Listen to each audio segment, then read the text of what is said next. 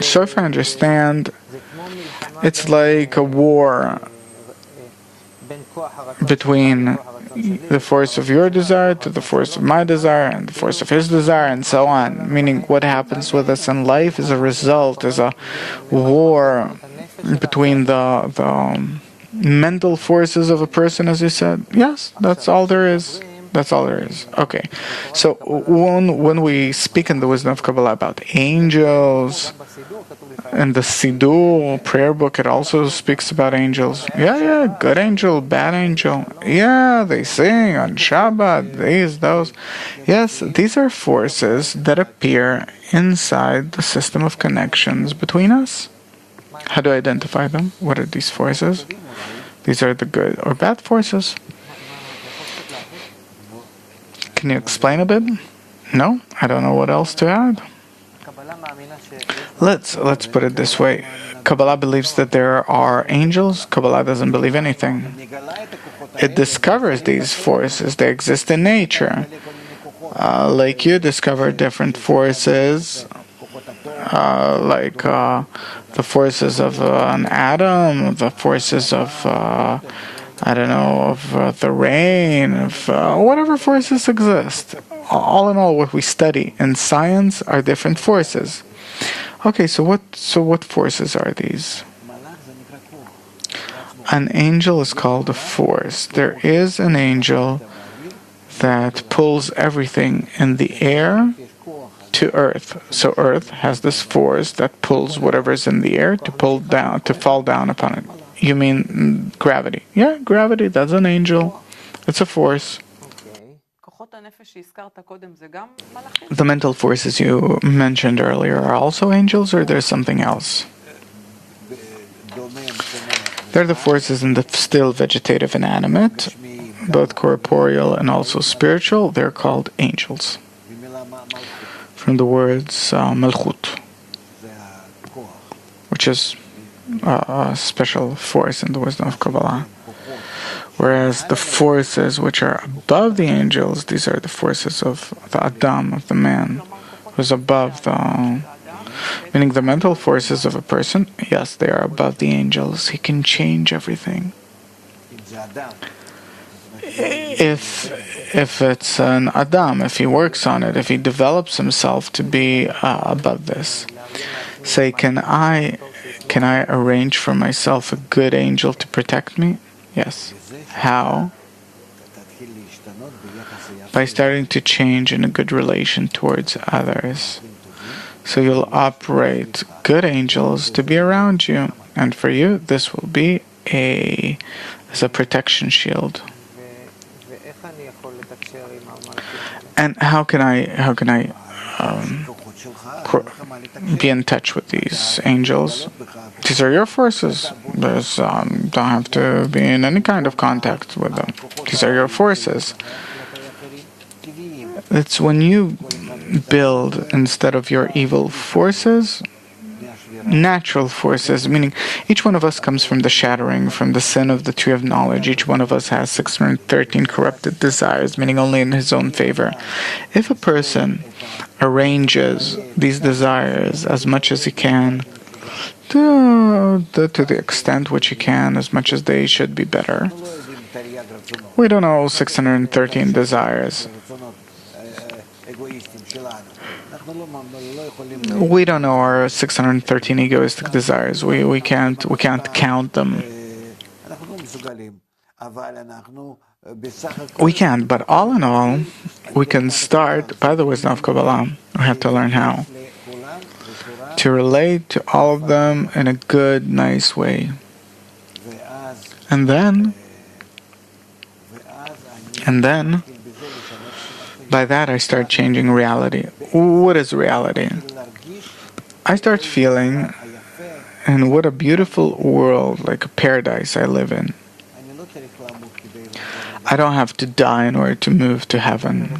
It has nothing to do with my body, with my flesh.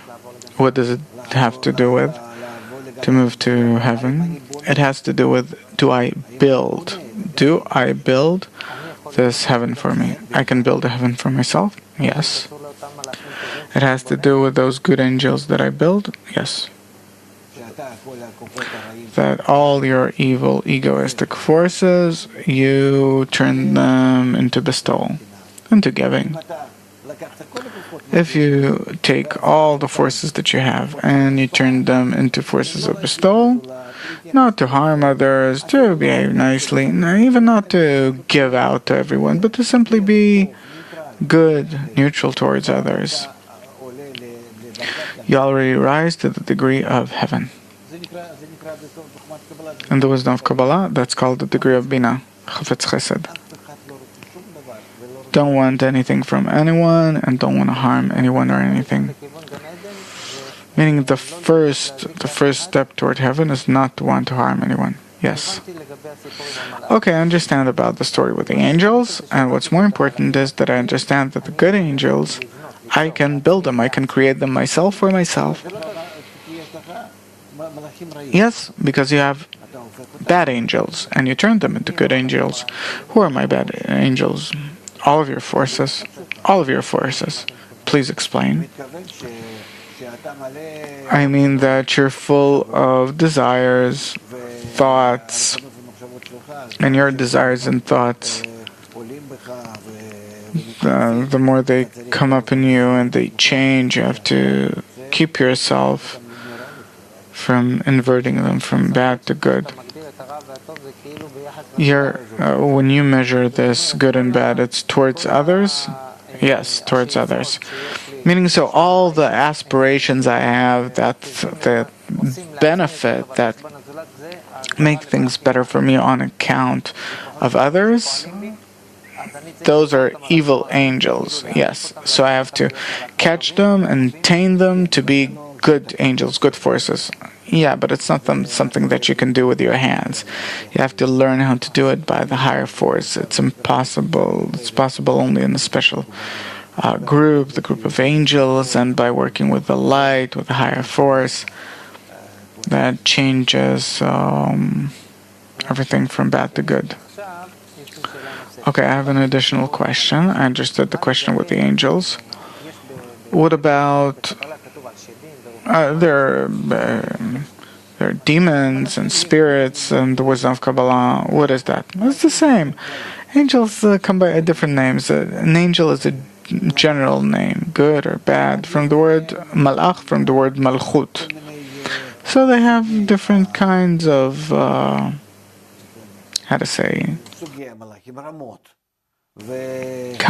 levels of angels, and different ways they operate. Accordingly, their name.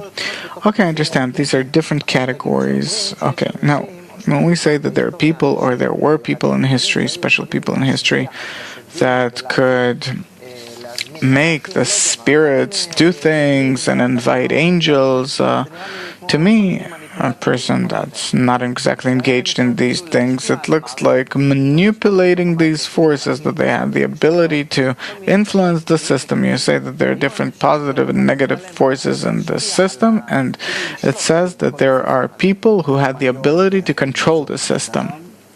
Today, as well, you can find a person that if you'll start listening to him,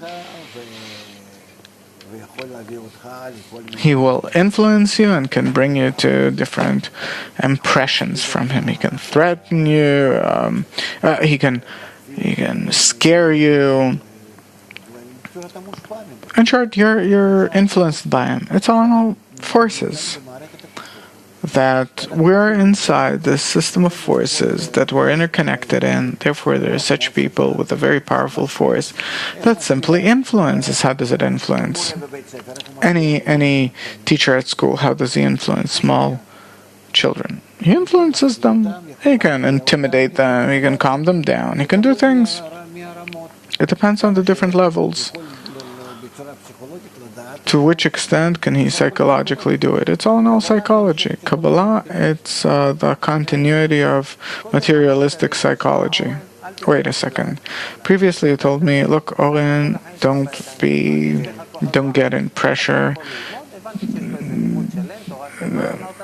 I understood that there's an entire method here, and that you can switch or invert your bad forces into good, and by this you organize for yourself a heaven on earth. Yes.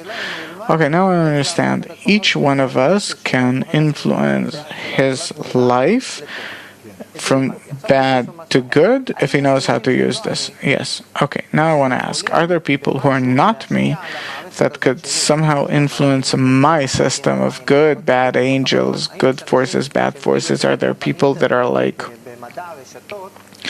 in network sciences, you can identify inside, everyone is in the network 7 billion, but in the network, if you map it, there are like junctions that there the influence is stronger. Power areas, yes, there are people who have much more stronger forces in the system than his or yours or hers, and so on. So where is it? It comes from nature. You're born with it. Yes. Hitler, Stalin, especially, we especially identify evil forces. Or there are those like that are like fortune tellers. In Russia, there are a few very well-known such people. The less they interest me less. Can I raise myself to a level if I'll be also the center of force inside the network? It either comes from nature or doesn't matter. Yeah, but these are people through which the higher force, the power of light, operates the process, history. They themselves, they don't operate themselves. They even feel that they're operated. They even feel that they're operated. There are such people that have no free choice, but that's how it is. They go forward the way they're operated. But you can protect yourself from any bad thing by operating the good force in you. So you build a shield around you, and the more you do good to others, the more protected you are. Can I rely on that? 100%. Meaning, doesn't matter how much bad things around me, they don't touch you, because you lift yourself to a degree of delighted in mercy, chafetz chesed, first of all.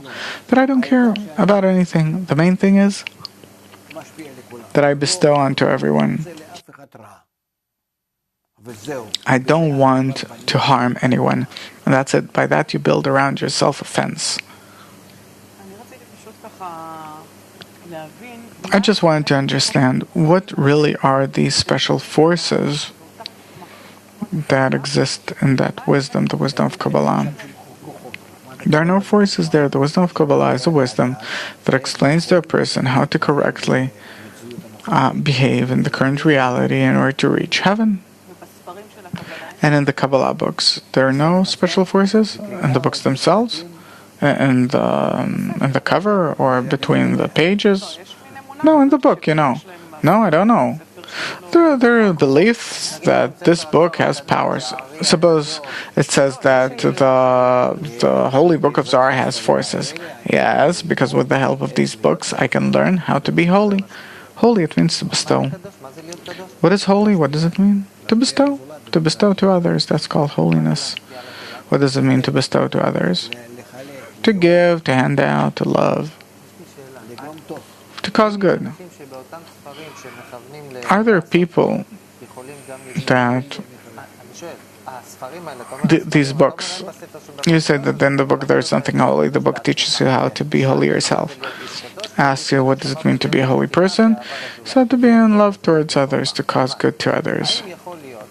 Could it be that another person will come, or a few other people, they'll get together and they'll use the same books, suppose the Zohar, in order to do bad things in the world? Why am I asking? Because a few years ago, it was very popular, the Pulsa de Nura, so-called, in translation, strike of light, that come people, and I don't want to get into it, but we saw that there was this ceremony of Pulsa de Nura, people that resisted what the prime minister back then, Yitzhak Rabin, did, and they made this ceremony, and he was shot eventually. So how do you explain this? How do you explain that?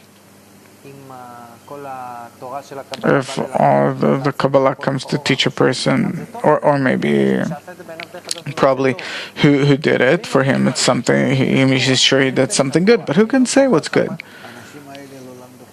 These people did not study the wisdom of Kabbalah.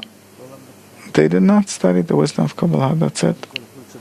First of all, Pulsa Nuwa, it's something completely, I don't want to talk about it at all. It's, they did, so they did. No, forget the people. I mean, when you say that you can do Pulsa Nuwa to someone, it's theater.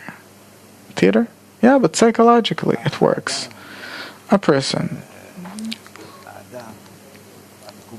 a Kabbalist, that rules his forces, he can never cause harm to someone else.